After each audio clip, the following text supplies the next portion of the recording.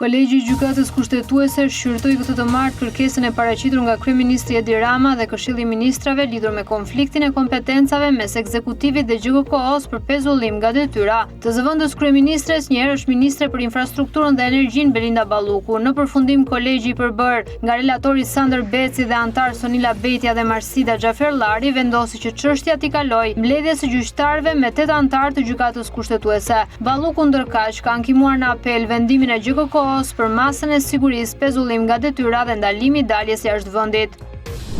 Kryeministri Edi Rama me anë të një postimi në platformën X ka reaguar sërish për vendimin e GJKO-s për pezullimin e Ballukut. Rama shkruan se të thuar që ky pezullim është normal është njësoj si të thuar se drejtësia është normale vetëm në Shqipëri.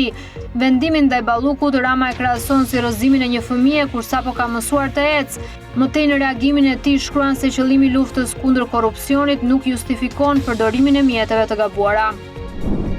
Ish përfaqësuesja e lartë e Bashkimit Evropian për punët e jashtme dhe politikën e sigurisë dhe ish ministra e jashtme Federica Mogherini është arrestuar nga policia belge si pjesë e hetimeve dhe kontrolleve të kryera në Kolegjin e Europës dhe shërbimin e veprimit të jashtëm.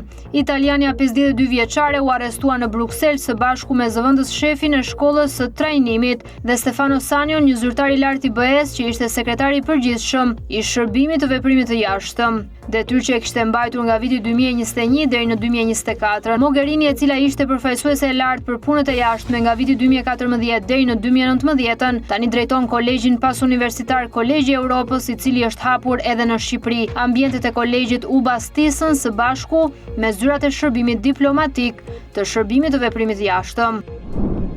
Seanca parlamentare e kësaj të martë është zhvilluar me debate, ndërsa në rendite ishin diskutimet mbi çështjet që deputetët kanë evidentuar nga zgjedhësit. Deputetët e opozitës akuzuan qeverinë se e sollën Mogherinin si rast suksesi në Shqipëri, ndërsa sipas tyre arrestimi i saj është një çështje e rëndë korrupsioni. Në seancë u akuzua edhe qeveria Rama për presion ndaj drejtësisë.